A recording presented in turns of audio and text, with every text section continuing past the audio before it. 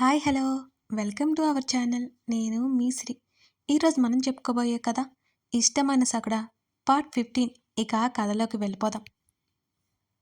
ఇంట్లో నుంచి పారిపోయావంటే కాళ్ళు విరుస్తా అంటూ అతని చేతిని ఆమె నడుం మీద వేసి చిన్నగా నొక్కి వదిలాడు. గుటకలు మింగింది ధరణి. నాకు కొంచెం పని ఉంది, మళ్ళీ కలుద్దాం అంటూ ఆమె చెంపతట్టి వెళ్ళిపోయాడు గగన్. నోరు తెరుచుకుని చూస్తుండిపోయింది వెళ్తున్న అతన్నే ధరణి. అతను తలుపు తెరిచి గదిలోకి వెళ్లకుండా కిందకి వెళ్ళిపోవడం కనిపిస్తూనే ఉంది. ధరణి చేతుల వైపు చూసుకోగానే అవి సన్నగా వణుకుతూ కనిపించాయి. చేతులు గట్టిగా బిగించింది ఆమె. గబగబా లేచి తలుపు గడియ పెట్టేసింది. డ్రెస్ చేంజ్ చేసుకోవాలని కూడా ఆమెకి గుర్తులేదు అసలు. గదిలో అటు ఇటు పచార్లు చేయడం మొదలుపెట్టింది. అతని మీద పిచ్చి కోపం వస్తుంది ధరణికి. అసలేంటిదంతా? అంతా అతని ఇష్టమేనా? తనదేం లేదా? అతను చేసిన పనులు తలుచుకుంటే ధరణికి కోపం మంచులా కరిగిపోసాగింది. తనకిష్టం లేకుండా ఇవన్నీ చేయడం ఖచ్చితంగా తప్పే. ఈసారి తను ఊరుకోదు. అతని ఆలోచనలు వీడట్లేదు ఆమెని. ఆ అరుచుకుంటూ మంచం మీద పడింది. ఇంకా తనని చుట్టుకొని ఉన్నట్టున్నాయి అతని చేతులు. తాకుతూ ఉన్నట్టున్నాయి అతని పెదవులు. ఊహుహు, దేవుడా, ఏంటి నాకు ఈ కష్టం అనుకుంది మనసులోనే. ధరణికి పిచ్చి పట్టేలా ఉంది. నిజానికి ఏడుపు కూడా రావట్లేదు. ఆ ఫీలింగ్ ఏంటో తెలియట్లేదు. హర్ష, నువ్వు హాస్పిటల్కి రావద్దు. నా వర్క్ అయిపోగానే నా కొలీగ్ డ్రాప్ చేయడంతో వచ్చేశాను. చెప్పాల్సినంత చెప్పి కాల్ కట్ చేసింది వేద. హర్షకి ఒక్కసారిగా తిక్కలేచింది.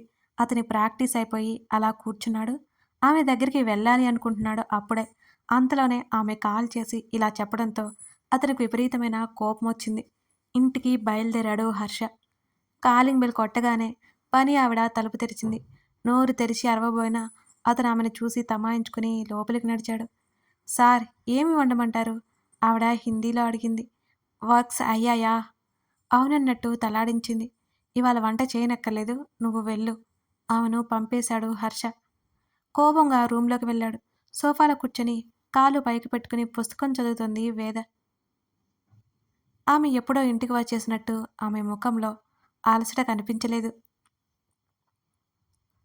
ఆమె చెంప కింద చెయ్యి అలాగే ఉంది. మరొక చేత్తో ముందుకు పడుతున్న జుట్టుని వెనక్కి తోసుకుంటూ సరిచేసుకుంటోంది. తలుపు శబ్దం వచ్చేలా వేశాడు హర్ష. వేద తల ఎత్తి చూసింది. అతని రాకను గమనించి ఓ నవ్వు నవ్వి మళ్ళీ పుస్తకంలో తలదొచ్చింది వేద. వస్తున్న చొక్కా బటన్స్ తీసి ల్యాండ్రీకి వేసేశాడు. అతను వాష్రూంలోకి వెళ్ళి ముఖం మీద పదే పదే నీళ్లు కొట్టుకున్నాడు. ఫ్రెష్ అయ్యి బయటకు వచ్చాడు హర్ష. వేద కదిలిస్తే బరస్ట్ అవడానికి రెడీగా ఉన్నాడు అతను. కాఫీ తెప్పించినా అంటూ లేచి పుస్తకం పక్కన పెట్టి జుట్టు ముడవేసుకుంది వేద. నీ కాఫీ నాకేం అక్కర్లేదు విసుక్కున్నాడు హర్ష ఆమెని. అరే, మళ్ళీ ఏమైంది నీకు అనుకుంటూ అతని దగ్గరికి వచ్చింది వేద. గబుక్కున లేచి ఆమె చేతిని పట్టుకుని దగ్గరికి లాగి వెనక్కి మడిచి పట్టుకున్నాడు హర్ష. నువ్వు చేస్తున్నది ఏం బాగోలేదు, వేద కోపంగా అన్నది. నేనేం చేశాను? ముందు చేయి వదులు, ఇట్స్ హర్టింగ్ అంది వదిలించుకుంటూ. ఆమె చేతిని వదిలి ఆమె నడుము చుట్టూ చేతిని వేసి అలాగే వెనక నుంచి హత్తుకుని పట్టుకుని ఉన్నాడు హర్ష. నేను వస్తా అన్నా కదా, మళ్ళీ వాడెవడితోనే ఎందుకు వచ్చావు? కోపంగా అడగాలనుకున్న హర్ష స్వరం ఆమె అత్యంత చేరువలో ఉండడంతో అది నెమ్మదించింది. ముందు వదిలితే సమాధానం చెప్తాను అంటూ గింజుకోసాగింది వేద. లేదు, వదలను. ఆమె భుజం మీద గడ్డం ఆనించేశాడు హర్ష. అతని చిరాకు కోపం మంచులా ఎప్పుడో కరిగిపోయాయి. నాకు కోపం తెప్పించకు హర్ష. నువ్వేమైనా నా కోసం వెయిట్ చేశావా? లేదు కదా. నువ్వు బయలుదేరక ముందే నేను విషయం చెప్పాను కదా.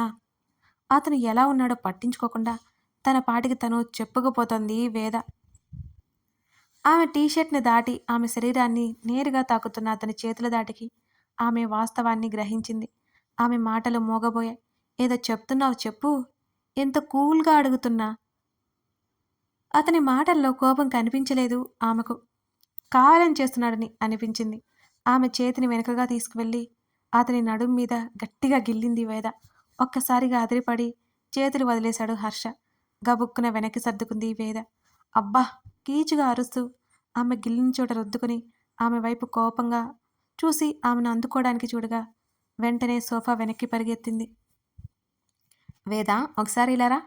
చా, నువ్వు రమ్మనగానే వచ్చేస్తారు మరి అంటూ నవ్వు ఆపుకుంది వేద. ఇంకా అతని ముఖంలో చిరాకు, అసహనం కనిపిస్తూనే ఉన్నాయి ఆమెకి. నేను వస్తా అన్నా కదా! ఎందుకు వచ్చేశావు? కోపంగా అడిగాడు హర్ష. అరే! ముందే వచ్చేస్తుంటే నీకోసం ఉండమంటావా? హాస్పిటల్‌లో ఉండాలంటే విసుగు వచ్చింది నాకు. వచ్చేశాను.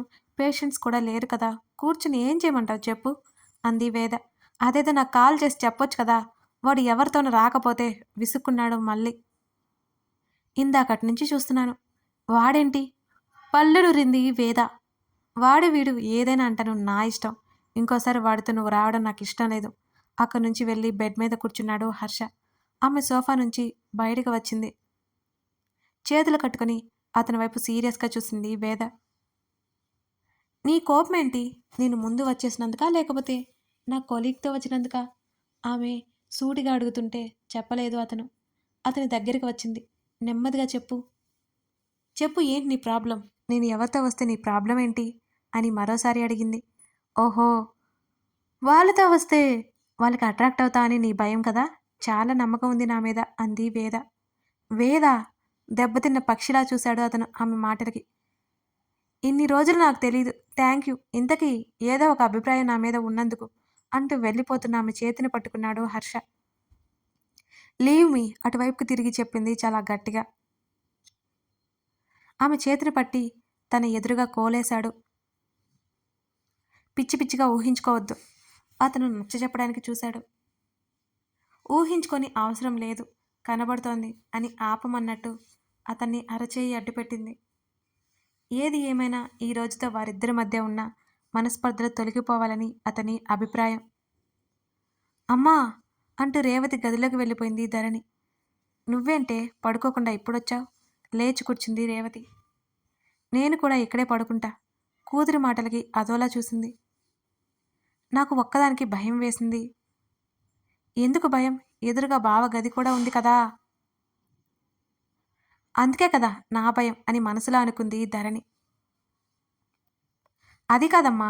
నాకు ఒక్కదానికి ఉండాలనిపించలేదు. ఈరోజు ఇక్కడే పడుకుంటా. ఊరికే నీతో మాట్లాడదామని ఇలా వచ్చాను అంది ధరణి. అప్పటికే రేవతి అనుమానంగా చూస్తుంది ధరణి వైపు. హాస్టల్‌కి పోయి ఏ గాల్లో సోకలేదు కదా నీకు? తల్లి మాటలకి ధరణి గుర్రుగా చూసింది. గాలి లేదు ఏం లేదు. నీకు నమస్కారం. నాకు నిద్ర పట్టలేదని ఇలా వచ్చాను అంతే అంటూ మరోవైపుకు తిరిగి పడుకుంది ధరణి. ఏమోనే నీ వాలకం చూస్తుంటే నాకు తేడాగా ఉంది. ఏదో గాలి అని రేవతి అంటుండగానే అమ్మా! ఇంకోసారి గాలి గీలి అంటే ఒప్పుకోను. అర్థమైందా? నాకేం కాలేదు. ఏదో నీతో మాట్లాడదామని వస్తే ఒకటే గొడవ. నేను నా రూమ్‌కి వెళ్ళిపోతున్నానులే అంది ధరణి. అబ్బా! సర్లే పడుకో. నీకు కోపమే రాదు. ఇప్పుడు కోప్పడుతున్నావేంటి? రేవతి నెమ్మదిగా అడిగింది. నిమిషమన్నా ఊరుకోనిస్తున్నావా? మనిషన్నాక కోపమొస్తుంది కదా! అంటూ విసుగ్గా పడుకుంది ధరణి. ఏంటే ఈ పిల్ల తిక్క తిక్కగా చేస్తుంది అనుకుంది రేవతి. ధరణి ఆలోచనలు మాత్రం తెగట్లేదు. గగన్ బర్త్‌డే అయిపోయిన తర్వాత తన తల్లి వెళ్ళిపోతుంది. తను కూడా ఇక్కడ ఉండదు. ఇంకా 1 మంత్ ఆగితే ఈ ఊరే వదిలి వెళ్ళిపోతుంది తను. ఎవరు ఆపినా తను. కాసేపటికి రేవతి నిద్రపోయినట్టే అర్థమైంది ధరణికి. గగన్ ఇంకా ఇంటికి రాలేదు. వచ్చాక తన కోసం రూమ్‌లోకి వెళ్తాడా? లేదా? ఏమో మరి. అసలు మధ్యాహ్నం జరిగింది అతనికి గుర్తుందా? ఏదో ముద్దు పెట్టుకోవాలని కోరిక కలిగి ముద్దు పెట్టుకున్నాడు కదా! అంతేనా? ఇంకేమైనా ఉందా? అంతకంటే ఇంకేం ఉండదు. అంతే. తనంటే ఇష్టం లేదని ఎప్పుడో చెప్పేశాడు కదా! టింగుమని నోటిఫికేషన్ రాగానే ఫోన్ ఓపెన్ చేసిన ధరణి అవాక్కైపోయింది. ఏంటి? సొంత పెళ్ళానికి చెప్పినట్టు చెప్తాడు. అది ఆర్డర్ వేసినట్టుంది. ధరణి చిటపటలాడిపోయింది. అయినా తను వెళ్ళదు. తను నోటిఫికేషన్ చూసింది. మెసేజ్ ఓపెన్ చేయలేదు. తను నిద్రపోయింది అతను అనుకుంటాడు. ఫోన్ పక్కన పెట్టేసింది ధరణి. నిద్రపోవడానికి ప్రయత్నించింది. మళ్ళీ మొబైల్ తీసుకుంది. ఎటువంటి మెసేజ్ రాలేదు. ఆకలితో వస్తాడేమో. అడిగాడు అంటే బాగా ఆకలిగా ఉన్నాడేమో. ఒక్కోసారి ఈ ఒక్కసారికి అంతే. ఇంకోసారి అతని మాట వినదు తను. ధరణి మొబైల్ తీసుకుంది. టైం 10:30 అయింది. రేవతి వైపు చూసింది. అప్పటికే గాఢ నిద్రలోకి వెళ్ళిపోయినట్టుంది రేవతి. మొబైల్ పాకెట్లో పెట్టుకొని నెమ్మదిగా బయటకొచ్చింది ధరణి. మాళవిక వాళ్ళ గది లైట్ తలిపి కింద నుంచి మరింత సన్నగా కనబడుతోంది. అయినా అతనికి కొంచెం కూడా బుద్ధి లేదు. అత్తయ్య చూస్తే ఏమనుకుంటుంది? ఆ పని తనకి చెప్పే పనినా అసలు? మరో 2 నిమిషాలకి వాళ్ళ గదిలో లైట్ ఆగిపోయింది. నెమ్మదిగా కిచెన్‌లోకి అడుగు వేసింది. అప్పటికే మెయిడ్స్ వెళ్ళిపోయారు. ఒకవైపు సన్నటి లైట్ వేసుకుని సలాడ్ ప్రిపేర్ చేయడం మొదలుపెట్టింది. ఆమె చేసేసరికి ఎంత కాదన్నా 20 నిమిషాల పైనే పట్టింది. కొత్త కదా!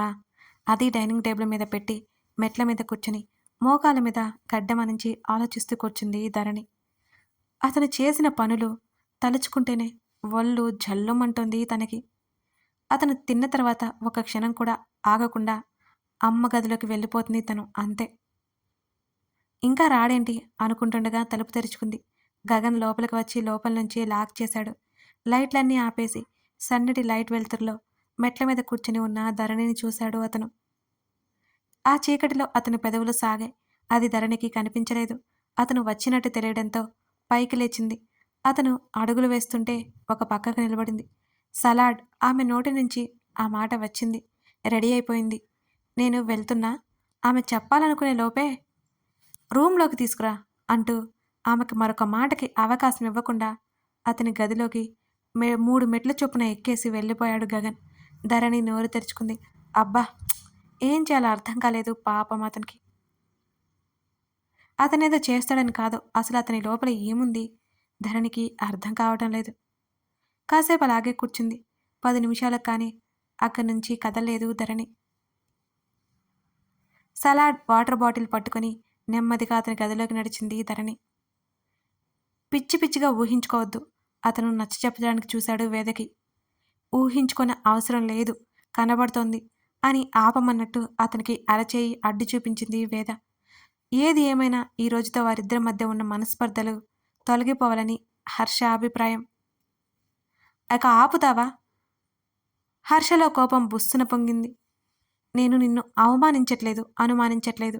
నన్ను కాదని ఎవడికో ఇంపార్టెన్స్ ఇస్తుంటే నాకు కాలుతుంది ఇక్కడ. బికాస్ నువ్వు నాకు మాత్రమే సొంతం. కేవలం నాకు మాత్రమే కావాలి నువ్వు. ఇదిగో ఇప్పుడు వాడెవడో కోసమని నాతో గొడవ పడుతుంటే నాకు నిప్పుల మీద కూర్చున్నట్టుగా ఉంది. ఇక ఆ టాపిక్ ఆపేవేదా, చాలా అసహ్యంగా ఉంది. చెప్తుండగా అతని ముఖం ఎర్రబడింది. అతడి దవడ కండరాలు బిగుసుకున్నాయి. ఆమెకి ఏం మాట్లాడాలో ఇక అర్థం కాలేదు. నేను నీతో రాలేదని కోపంగా ఉందా అని అడిగింది కాసేపటికి. లేదు. ఓకే. ఇక వెళ్ళి పని చూసుకో. ఆమెతో మాట్లాడాలి అని అనిపించలేదు ఇక హర్షకి. మరి ఎందుకు అరిచావు అని అడిగింది. ఉదయం నీ బిహేవియర్‌కి ఏదో ఎక్స్‌పెక్ట్ చేశానులే. నువ్వు సర్వనాశనం చేస్తావని నాకు తెలియదు కదా! అందుకే కాస్త మంట. హర్ష విసుక్కున్నాడు. నెమ్మదిగా అతని చేతిని పట్టుకుని కాస్త ముందుకు జరిగింది వేద. హర్ష, సూటిగా అడుగుతాను ఒకటి చెప్పు. ఎటో చూస్తున్న అతని గడ్డం పట్టి ముఖాన్ని తన వైపు తిప్పుకుంది వేద.